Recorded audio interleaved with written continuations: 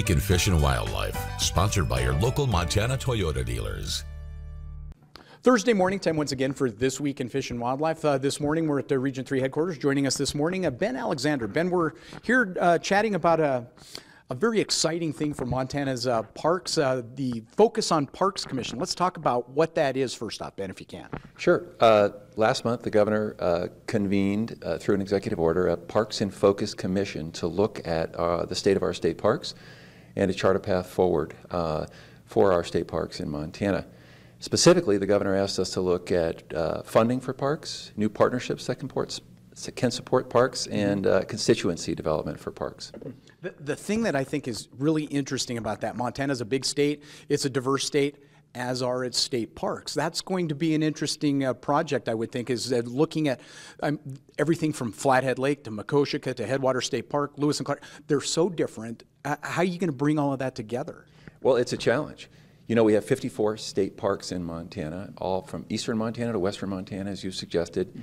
And we have water-based parks, history-based parks, tribal culture-related parks, outdoor recreation-focused parks.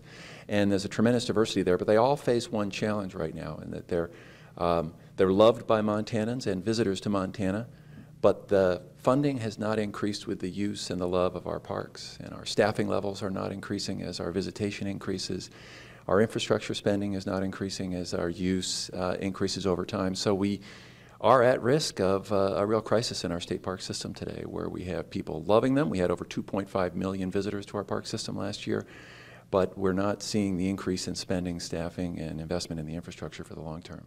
So that's where this group comes in, and the thing that I like about that is as diverse as our state parks are, so is this group. This group represents so many different aspects of Montana. That's got to be exciting to bring all of those different ideas together. It is. It's amazing. The commission, we've got 12 commissioners from across the state, eastern Montana, central and western Montana. We have a number of prominent business leaders involved, because we're looking to engage the business community around some revenue models that can support state parks going forward and their creativity. But what we're really looking for is Montana-made solutions that we craft to address our issues related to funding, staffing, and infrastructure primarily. And we think that through the commission and their expertise and their visibility, that we can come up with a set of recommendations that help us also build partnerships that can support our park system, as well as develop the user groups and the constituencies that love those parks. You go into this with any kind of preconceived ideas, or is it wide open, because it's such a, I mean, it's a big topic in one respect, but you know, your focus is fairly narrow. You go into this with any ideas how this is going to go? Well, I think here's the deal.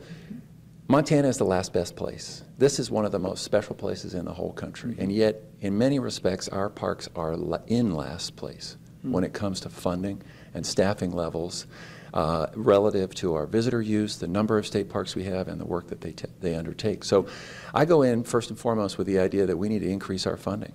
So we're going to be looking at everything from public solutions there to private solutions. We're going to take a look at legislative, public initiatives, concessionaire models, and all of the rest of it. And we know ultimately that we've got to engage businesses and the Montana public to make this work. And we have to get this right, because we've got parks across our state, and these parks are economic engines for Montana and the communities adjacent to them. And I really do believe that if we can have some statewide solutions and then some local solutions and ownership around our state parks, we can make this work. Well, that's perfect. The work's about to begin, and we're going to continue to check in with you. Ben, thanks for joining us this morning.